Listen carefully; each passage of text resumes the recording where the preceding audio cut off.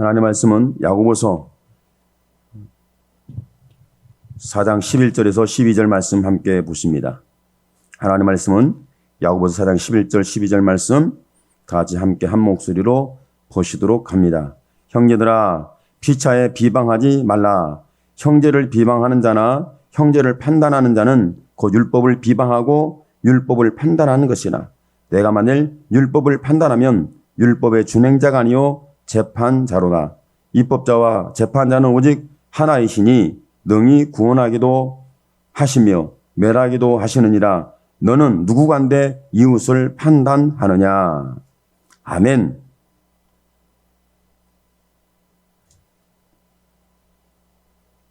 여러분 신앙생활을 하면서 그 경험하는 부분이 있지 않습니까? 그 신앙생활을 하면서 그 경험하는 부분이 뭐 신앙생활 딱히 신앙생활이 아니라도 삶 속에서 경험하는 것이 그 비방을 받는 거예요. 내가 잘했는지 잘못했는지 모르겠는데 너 때문이야. 너로 인하여 문제가 일어났고 너로 인하여 이 상황이 됐고 너로 인하여 힘들어졌고 너로 인하여 상처받고 너로 인하여 뭔가 문제가 굉장히 힘들어졌다. 이렇게 말을 하게 되면 맨 처음에는 그런가? 내 잘못이 큰가? 내가 그런 큰 실수를 했나? 이렇게 자기를 돌아볼 수가 있죠. 그런데 비방이 계속되다 보면 사람이 내가 잘못했나를 살펴보기보다는 그래, 나는 그런 사람이야. 내가 지금 잘못했어. 내가 지금 잘못한 거예요. 그렇게 스스로 결박되고 스스로 절망하고 스스로 낙심하죠. 그런데 저와 여러분, 내가 비방을 받는 사람인지 비방을 하고 있는 사람인지 내가 가해자인지 피해자인지 한번 상황을 봐야 되는 거죠. 오늘 성경의 말씀 속에 보면 형제들아 피차에 비방하지 말라. 서로 비방하지 말라. 서로 피해를 주지 말고 가해를 하지 마라. 누구를 아프게 하지 마라. 누구를 힘들게 하지 마라. 누구에게 짐을 씌우지 마라. 뭐 이렇게 말하는 부분 속에서 굉장히 법정처럼 뭐 입법자, 재판자, 뭐 준행자, 판단하는 판사, 뭐 이렇게 계속 말씀이 나오는 부분인데, 그러니까 세상 예수 믿지 않은 사람들은 상당히 비방을 잘합니다. 비방할 때 정말 저 사람이 비방을 받아야 할 사람인지, 내가 비방해도 괜찮은 것인지 객관적으로 봤을 때 첫 번째 죄, 두 번째 죄, 세 번째 죄, 하나, 둘, 세 번 해보니까 비방받아야 돼. 비방할 거야.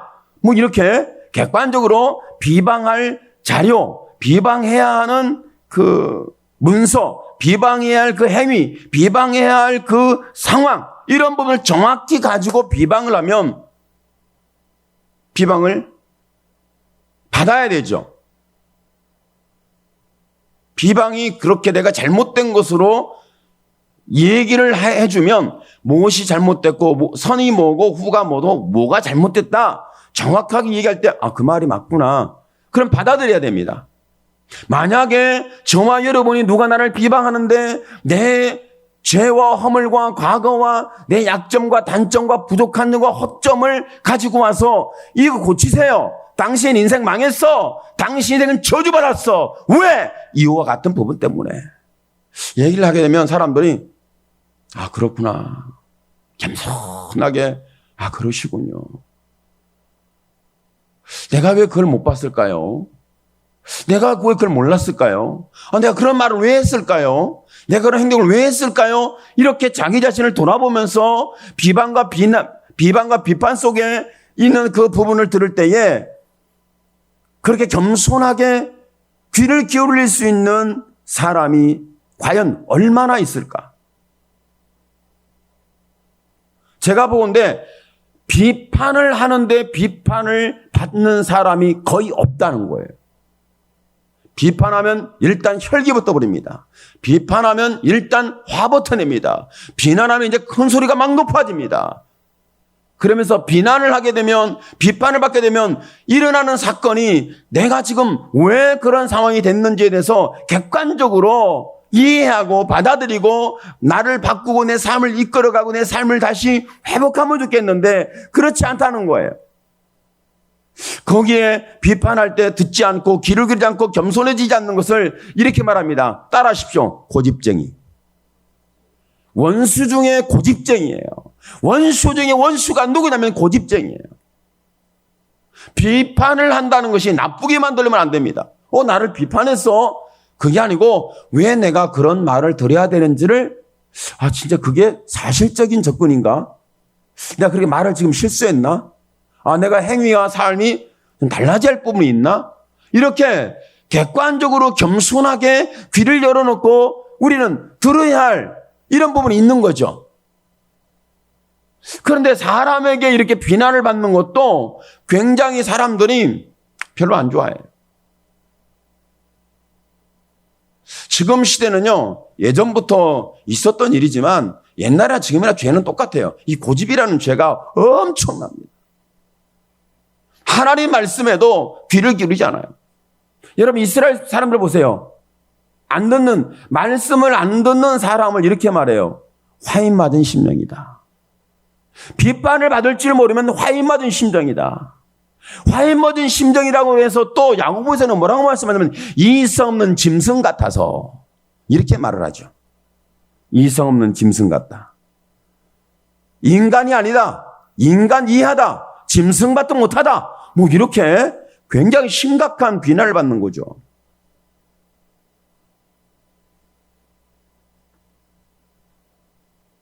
그건 내가 받을 때 문제지만, 내가 그렇게 받을 때 문제지만, 내가 다른 사람에게 이 비판이 될까봐, 비방이 될까봐 말을 못할 때가 많지 않습니까? 이 말을 하면은, 비판거리가 되고 비방거리가 되는데, 내가 당사자인 직접 그 사람에게 이야기하는 것도 어렵지만, 이 말이 다른 사람 할 때는 쉬워요. 직접 당사자인 그 사람에게 말하는 데는 이게 어렵거든요. 그런데 다른 사람하고 함께 이 말을 서로 그 사람을 비방하면서 어느 한 사람을 뒤에서 뒷소리를 하고 그 사람이 어떤 사람이 나쁜 사람이 좋은 사람이야 이래서 그랬다며 이런 말을 자꾸 하잖아요. 하게 되면 이 말이 거기서만 멈추는 것이 아니라 말은 살아있어서 걸어다닙니다. 말은 날개를 달고 손살같이 달려가서 그 당사자의 귀에 바로 꽂힙니다.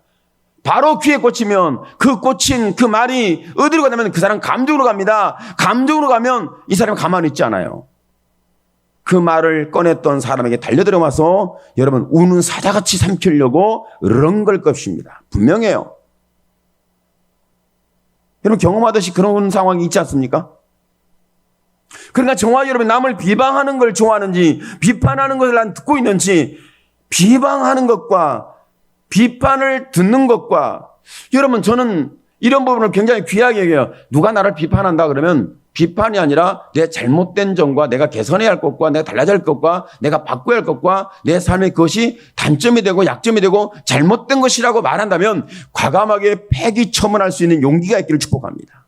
과감하게 내 잘못된 것을 폐기할 수 있는 용기가 있기를 축복합니다. 만약에 누가 나에게 잘못된 부분을 말할 때 내가 용기 있게 받아들이지 못한다면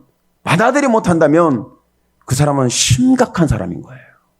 너무너무 심각해요. 인생에 미래가 없어요. 그러니까 누가 나에게 잘못된 점을 이렇게 하세요라고 했을 때 그러면 받아들일 용기가 있어야 돼요. 예수 믿지 않은 사람들은 용기가 없어요. 예수 믿는 저와 여러분에게는 이런 용기가 분명히 저와 여러분 마음속에 자리 잡게 됐기를 축복합니다.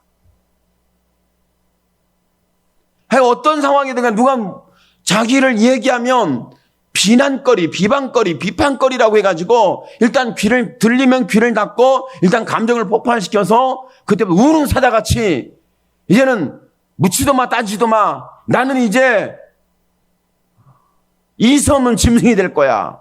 이럴 정도로 굉장히 침만 튀기는 것이 아니라 피까지 튀기는 역사가 일어나죠. 이걸 보면 굉장히 우리 사회는 심각해요. 만약에 하나님께서 계시지 않으면 이 사회는 이미 끝난 것 같아요. 세상은 하나님이 계시지 않았더라면 세상은 끝난 것 같아. 왜 그러냐면 저와 여러분, 이건 크게 말하면 국가와 국가, 나라와 나라와 지역과 지역의 어떤 전쟁이기 때문에 우리는 그렇게 비판하고 비난하고 또 어떻게 하면 그런 이웃과의 관계이든 아니면 내 스스로 나 자신에게 나는 그런 사람이야. 나 그러면 안 되는데. 실수했네. 스스로에게도 이야기할 수 있잖아요. 그러면 사람이 달라지고 변화됐으면 우리는 정말 천사의 날개를 달고 하늘을 비상하는 그런 독수리 같은 능력을 겸비한 믿음의 사람이 되함에도 불구하고 여러분, 세상의 역사는 지금 전쟁이 일어나고 있고 3차 세계대전이 일어날지도 모르는, 언제 일어날지 모르는 일촉즉발 상황이 있습니다. 어디서 어떻게 미사일을 한번 쏘느냐에 따라서 그냥 불이 확 일어날 수 있는 이런 상황이 있어요. 피한다고 해서 피할 수 있는 게 아닙니다. 모른 체 한다고 해서 몰라지는 게 아니에요. 이런 상황 속에 지금 노출되어 있어요.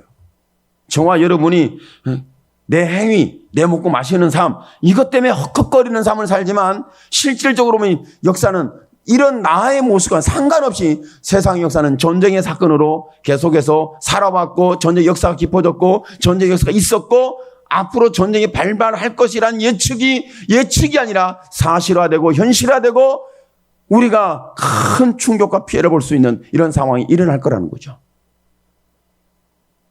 왜 그럴까 했더니 사람들이 나 힘이 있는데 나 비난했어? 나 돈 있는데 비난했어? 나 나이 먹었는데 비난했어? 나 이런 사람인데 비난했어? 내가 왜 내 밥 먹고 내가 비난을 받아? 이런 어떤 굉장히 이성 없는 짐승 같은 교만이 꽉 들어찼기 때문에 그렇습니다. 이성 없는 짐승이에요. 교만만 꽉 들어찼어요. 제가 요즘 저도 보니까 교만이 엄청나게 많더라고요. 저만 교만이 있겠습니까? 우리에게는 교만 빼면은 사람이 아니에요, 지금. 이 정도예요. 이 세상 사회에는 교만을 제어하면 그는 사람이 아니다. 이럴 정도로 교만이 엄청나게 자리를 견고하게 차지하고 있습니다.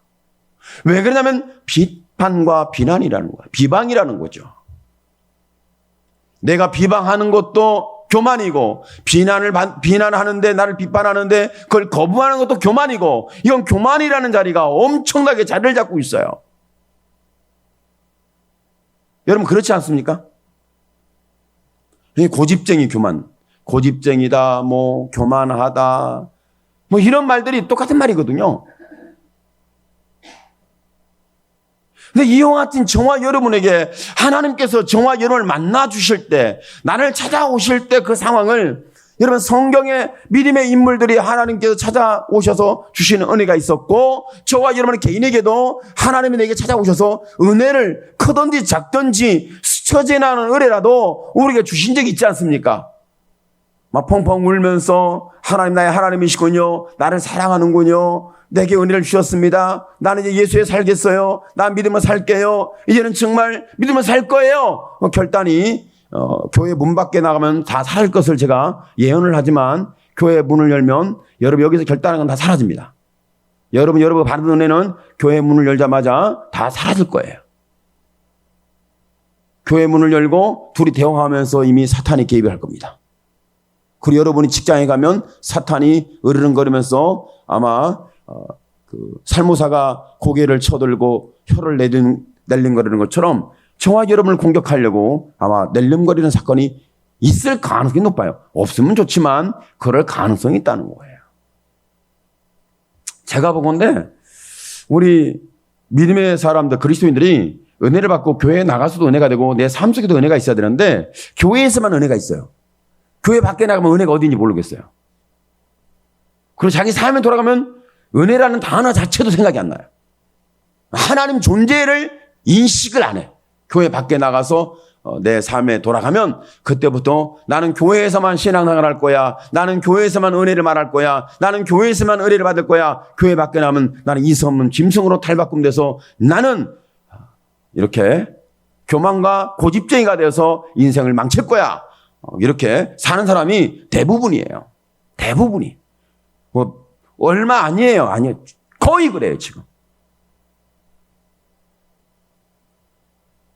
제가 이렇게 사실적으로 얘기하는 거예요.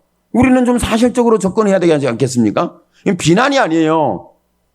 여러분 한번 생각하고 돌이켜봐야 되는 거죠. 그런데 정말 저와 여러분이 내가 그렇게 교만하고 고집이 세고 이렇게 내가 하나님을 대는 원수였던 나를 하나님이 찾아오셨을 때 선언해 준 것이 뭐냐면 내가 너를 사랑한다는 거예요. 하나님이 저와 여러분을 비판했다? 비판하기는 했네. 맞네. 비판하셨네. 사울아, 왜 내가 핍박하느냐? 왜가 너가 나를 핍박하느냐? 예수님 말씀했거든요. 그러니까 사울이 뭐라고 그랬어요? 내가 왜 당신을 핍박해? 누구예요? 누군데 핍박했다고 말하는 거예요? 나는 당신을 핍박한 적이 없는데요? 이렇게 얘기를 했었죠.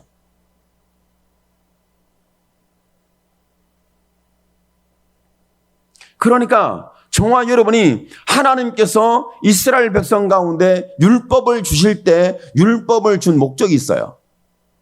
율법을 준 목적이 있는데 그 율법 613개 율법을 주고 10계명을 주고 신약에 와서는 하나님을 사랑하고 이웃을 사랑해라. 사랑이라는 이 율법을 줬죠. 근데 계시록에 보면 하나님은 사랑의 증거를 주시는데 그 증거가 없으면 하나님의 말씀과 예수의 십자가 피해는 증거가 없으면요. 믿음 못 지켜요. 구원이 없어요. 전 요한계시록을 보면서 참 독특하고 특별한 상황을 보는데 그거예요. 하나님이 나를 사랑했다는, 그러니까 하나님 외에는 나에게 신이 없고 하나님 외에는 예수 외에는 나는 구원이 없고 나를 사랑한 분이 없다. 이 사랑의 증거를 가진 자는요 다 이기더라고. 근데 이 사랑의 증거가 없어. 그 사랑의 증거 없는 사람을 이렇게 말해요. 하나님의 어린 양의 생명책에 이름이 기록되지 않는 자들은 다 짐승을 경배하고 짐승의 표를 받고 짐승에게 다 넘어가더라. 이렇게 표현하고 있거든요. 하나님의 생명, 어린 양의 생명책에 이름이 기록되지 않는 자들은 믿지 않는데요. 견디지를 못해요. 이 말은 뭐냐면 정말 이러면 하나님의 사랑의 증거를 받았다. 그러니까 율법이라는 것은 누구에게 줬죠? 이스라엘 백성에게 줬다는 것은 하나님이 말씀할 때 이렇게 말한 거예요. 나는 너의 하나님이 되고 너는 내 백성이 되는데 약속을 할 때 뭘로 약속하면 율법을 주어서 약속을 한 거예요. 한마디로 말하면 이런 거죠. 내가 네 하나님 될게. 너는 내 자녀가 되면 돼. 이거거든요. 여러분 하나님의 자녀라는 사실에 믿음이 가시는지 모르겠네요. 여러분 하나님의 자녀라는 데 믿음이 가세요? 신뢰가 가요? 무슨 소리 하는 거예요? 나는 지금 삶의 전쟁에서 내가 떡을 좀 더 쥐고 금은 부활을 좀 더 주려고 얼마나 사람들의 마음을 짜내고 쪼아내고 비판하고 비방하고 공격하고 그랬는지 모르겠네. 뭐 있잖아요. 이건 여러분이 말로 직접 표현하고도 있지만 내 마음속에 중심이 그런 부분이 있을 가능성이 굉장히 높습니다. 오늘 저와 여러분에게 하나님께서 말씀하는 부분이 율법을 주실 때 말씀해요. 내가 네 하나님이야.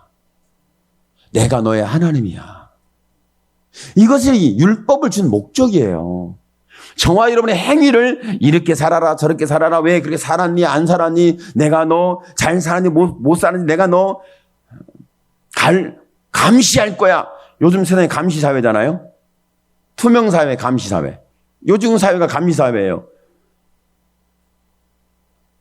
지금 핸드폰에서 지금 영상을 찍는데 저 핸드폰으로 제가 지금 감시받고 있습니다.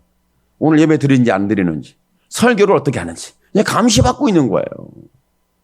여러분 그렇지 않아요? 감시. 오늘 목사님이 설교를 어떻게 했는지 다 설교 말씀을 들으면서 그 말은 잘했고 못했고 이건 내가 걸러내야 되고 털어내야 되고 이건 안 들어야 되고 이건 들어야 되고 이건 괜찮고 이건 그렇게 하면 안 되는데 뭐 벌써 여러분의 머리가 계속 기계가 돌아가서 째깍째깍 돌아간다는 걸 제가 모르는 게 아니에요. 저만 알겠습니까? 하나님도 알지. 그런데 하나님께서 율법을 통해서 내가 너 똑똑히 지켜볼 거야. 똑바로 살아. 내가 너 똑똑히 지켜볼 거야. 똑바로 살아. 그러려고 하나님께서 율법을 준 것이 아니라 하나님이 율법을 주실 때 너는 내가 너의 하나님이 되지 않으면 너는 세상 못 살아가. 그러니까 내가 너의 하나님 될게. 놀라운 은혜를 주신 거죠.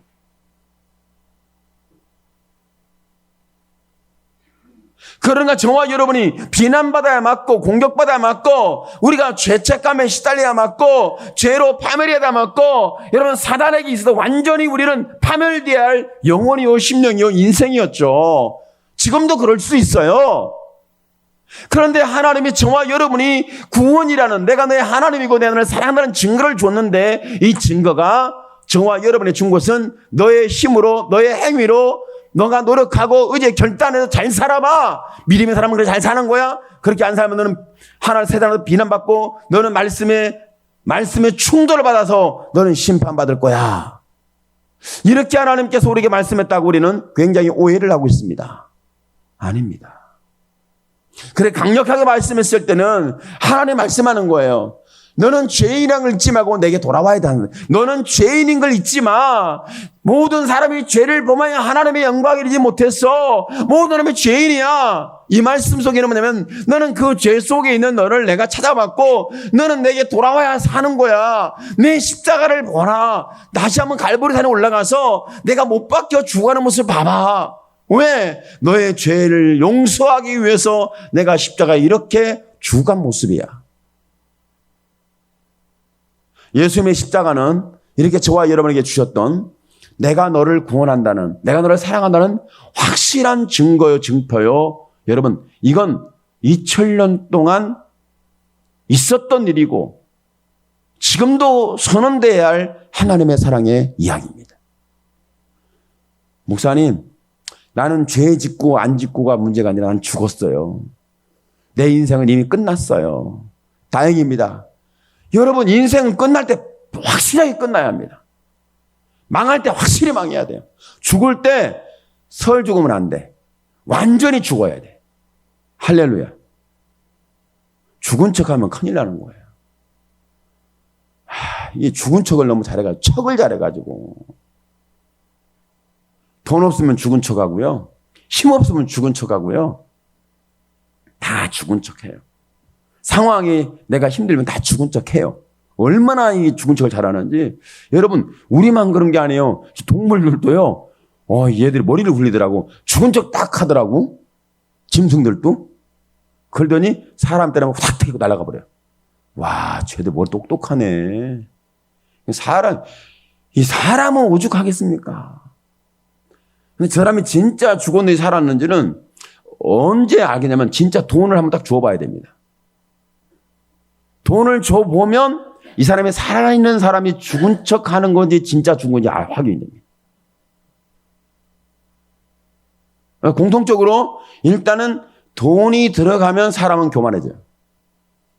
돈이 없으면 죽은 척 합니다. 죽은 척 합니다. 왜? 돈이 없으니까 죽은 척 해요. 돈이 좀 들어오면 죽은 척 하라고, 죽은 척 하지 말라고 누가 말은 안 해. 스스로 알아서 여러분 난리가 납니다. 교만이 하나님의 자리에 슬쩍 앉아버립니다. 제가 왜 이런 말씀을 하냐면 정말 저와 여러분이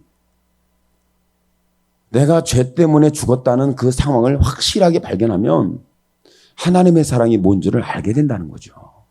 예수님의 십자가 외에는 나를 용서할, 죄에서 용서할 하나님의 손길이 없고, 그리고 무덤에 있는 나를 무덤을 열고 살리는 분이 있는데 죽으시고 부활하신 예수라는 거죠. 오늘 십자가 지고 죽으시고 부활하신 예수가 여러분이 죽은 척 하는 데는 절대 죽은 척하면 무덤은 안 열립니다. 죽은 척해서 열리는 게 아니라 죽어야 열리는 거예요. 할렐루야. 난 죽었습니다. 그래야 열리는 거예요. 이와 같이 하나님의 사랑이 하나님의 예수의 십자가라는 그 자리는 죄인이 구원받는 자리예요. 갈보리산이라는 그 신앙적, 종교적 저와 여러분 주신 예수 그리스도의 죽음의 자리는 저와 여러분을 살리는 자리예요. 죄를 용서하는 자리죠. 예수님이 비난을 받았습니다. 비난을 받는데 예수님이 절대 비난받는 그들에게 다른 소리를 안 해요. 성경에 보니까 예수님이 그들이 헛소리를 너무 했어요. 오죽 했으면 빌라도가 야 죄가 없다 놔주겠다. 이건 놔줘야 돼. 죄가 없어. 죄 없어. 안 돼. 살려줄 거야. 그냥 몇 대 때리고 그냥 놔줄 거야. 그랬더니 우리 법으로 하면 뭐였어요? 율법이었어요. 우리 법으로, 종교법으로 말하면, 우리가 붙들고 있는 종교, 율법으로 보면 이렇게 얘기한 거예요. 여러분, 율법이 사람을 공개하는 비판하고 비방하는 이 법이 되면 거기 피할 길은 없죠. 아무도 못 피해요. 근데 아무도 못 피하는데 그 피할 수 없는 우리 죄와 사망에 노출된 우리에게 십자가 필려서 구속하신 분인데 예수 그리스도예요. 예수님이 그런 비난을 받아도 아무렇지 않게 대적하지 않습니다. 말을 하지 않아요. 딱 한마디 했어요. 네가 하나님의 아들이냐 했더니 이것에는 맞다. 네가 한 말이냐 아니면 누가 한 말이냐 누가 그 말을 했느냐. 중요한 말입니다. 이 단서는. 하나님의 아들이라고 한 것을 너 스스로 하는 얘기인지 내가 걸러 들은 얘기인지 누가 하는 얘기인지 바라는 거죠. 그런데 예수님 말씀해요. 내가 하나님 아들 맞다. 내가 너의 구원자에 맞다. 내가 천하 인간의 구원을 얻으면 다른 이름을 주신 적이 없는 그 이름 예수가 맞다. 정확 그 말에는 예수님이 선언을 해요. 다른 건 전혀 말하지 않습니다. 오늘 저와 여러분도 이와 같은 하나님의 형상과 모양이 회복되기를 축복합니다. 누가 비난하면 맞아요. 누가 말하면 맞아요. 아무런 말하지 마세요. 대꾸하면 쌈밖에 안 일어나. 혈기만 계속 커져. 계속 말싸움을 하게 되면요. 말소리가 커지고요. 혈기만 계속 커집니다. 그러다가 폭발하면 이제 사람이 죽는 거예요. 큰일 나는 거죠. 그런데 저와 여러분이 누가 비난하던 그러냐고. 그러시냐고. 그렇게 보셨냐고. 그렇군요. 그럼 딱 한마디. 당신 천국 가요? 그 후에는 아무 말도 않다가 당신 예수 믿고 천국 간다고요? 이 말에는 여러분이 하나님의 형상과 모양을 담은 예수님의 형상을 그대로 재현하기를 축복합니다. 맞다고. 예수님의 피로 나는 구원받은 하나님의 자녀라고. 이걸 지키는 것이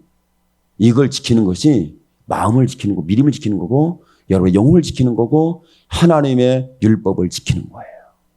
하나님 나를 구원했으니까 나를 죽일 자는 없다. 율법도 안 된다. 하나님의 사랑은 저와 여러분이 어떤 자리에 있는지를 정확히 나를 알게 하고 나를 고백하게 만들잖아요. 여러분 예수님 십자가 자리에서는 저 여러분 하나님의 사랑을 경험하면서 우리가 고백하는데 그 고백은 거짓 고백을 할 수가 없잖아요. 그렇죠? 거짓 고백을 할 수가 없어요. 사람들 앞에는 거짓말을 엄청 잘합니다. 정말 잘합니다. 사람들 앞에는 거짓말을 엄청 잘해요. 포장을 엄청 잘해요. 그러니까 좀 예수 믿지 않는 사람들은 난 모르겠는데 예수 믿는 사람들의 포장의 달인들입니다. 자기가 죄 안 지은 척, 죄가 없는 척, 자기는 마치 천사가 더 뛰어난 존재인 것처럼 마치 자기는 얼마나 거룩한 것처럼 거드름 피우는데 나는 정말 예수 믿는 사람이 그렇게 발자그름하면 거드름 피우면 막 구토가 나와요. 여러분이 좀 이해를 하세요. 성경책을 끼고 이렇게 얌전히 팔자그름 같이 이렇게 걸어가면요. 난 그걸 보면요. 막 속이 막 뒤집어져요. 저 양말이 왜 척하고 살지? 척하지 말지. 차라리. 그게 중요한 게 아니에요. 뒤에 성경책을 가지고 뜀박질을 하면 어떻고. 여러분이 이스라엘 사람들, 이슬람 사람들은요, 코란을 굉장히 중요시해요. 자기들이 섬기는 경전을. 그런데 예수 믿는 사람들은 더 그보다 고차원적인 믿음이라고 우리는 생각하거든요. 그런데 목사님이 성경책을 이렇게 들고 덜레덜레 갔어요. 그러면 이스마엘 이슬람 사람들은요, 도대체 정신이 현황스럽대요. 아니, 저런 쌍스러운 인간들이 어디 있나. 이렇게 한대요. 그러니까 여러분이 혹시 그 이슬람 사람들 갈 때는 성경책을 딱 이렇게 왼손으로 잡으시면 심장에다 얹으시고 팔자름을 꼭 하십시오. 그러면 이슬람이 회개한답니다. 이 정도만 해도 우리의 신앙을 굉장히 중요시해라는 거죠. 그런데 여러분, 이건 이슬람 사람, 그 이슬람 교도들 있을 때 일이고, 실제 우리끼리 있을 때는, 아니, 성경책을 왜 그냥 끼고, 그러니까 여러분, 기도할 때 또 이제 그건 또 비방이 될 것 같아서, 비방 받는 게 더 좋은 거예요. 기도할 때, 전능하신 아버지여, 도와주실 줄 믿. 뭘 믿어요? 저는 그렇게 하면 사기치지 말라고요. 사기치지 마라. 성도들에게 포장하지 마라. 거짓 행세하지 마라. 그냥 당신의 있는 대로 해라. 그렇지 않아요? 그러니까 제가 이제 왜 이런 말씀을 누구를 비방하기 위해서 한 것이 아니라, 여러분, 예수님의 십자가에 피 흘린 그 하나님의 사랑 앞에서는요, 우리가 숨길 수가 없어요. 내 죄든 과거든 현실이든 문제덩어리든 내 약점이든 단점이든 숨길 수가 없잖아요. 내가 몰라서 숨길 수는 있지만 알고 숨길 수는 없잖아요. 할렐루야. 몰라서 숨길 수는 있어요. 알면서 숨기면요, 지옥 아래목 갈 겁니다. 알면서 숨기면 지옥 아래목 가요. 모르면서 숨긴다는 건 그건 정말 하나님의 국률이 필요하죠.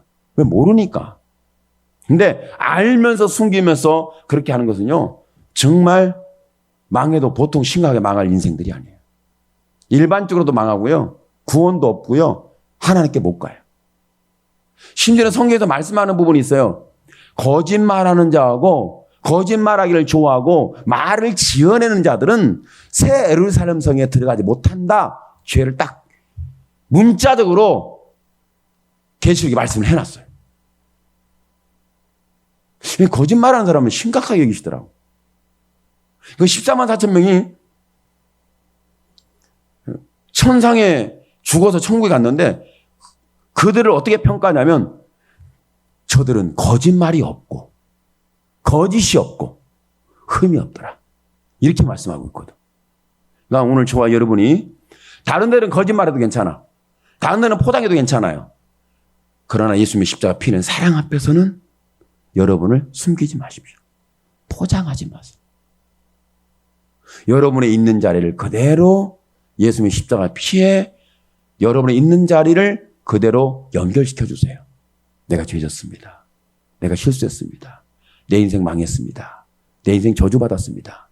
나는 지옥 아랫목 가도 마땅한 사람입니다. 이렇게 얘기를 해야 돼요. 그러면 하나님의 사랑이 내가 하나님의 사랑을 받을 수 없는 그 자리에서 하나님의 사랑을 경험하게 되는 은혜가 임합니다. 이렇게 나를 사랑하시는구나. 어떻게 이렇게 사람들도 나를 비난하고 비판하고 버린 인생을 어떻게 사랑하지?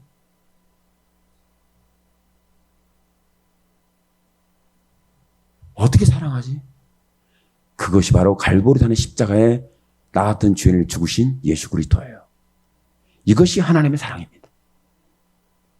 이런 사랑을 받으면 정말 여러분이 내가 지금 있는 자리에서 누가 비난을 해도 결코 나는 마음에 감정적으로 일어나지 않습니다. 여러분, 하나님 율법을 가지고 볼 때 사람을 보든 환경을 보든 하나님을 보든 나 자신을 보든 간에 율법을 통해 볼 때, 율법으로 볼 때에 여러분, 감정이 일어난다. 비판으로 바라본다. 막 씨름하듯이, 싸우듯이, 그렇게 내가 율법을 가지고 사람들을 비판하고 조롱한다. 마치 사울이 다메섹에서 예수님 만나기 전에 그 말씀을 이렇게 보면 뭐라고 하냐면 예수 믿는 자들을 향해서 혈기가 등등했다. 율법의 신앙이에요. 혈기가 등등했어요. 혈기가 등등했는데 그게 바로 의협심이에요. 의협심.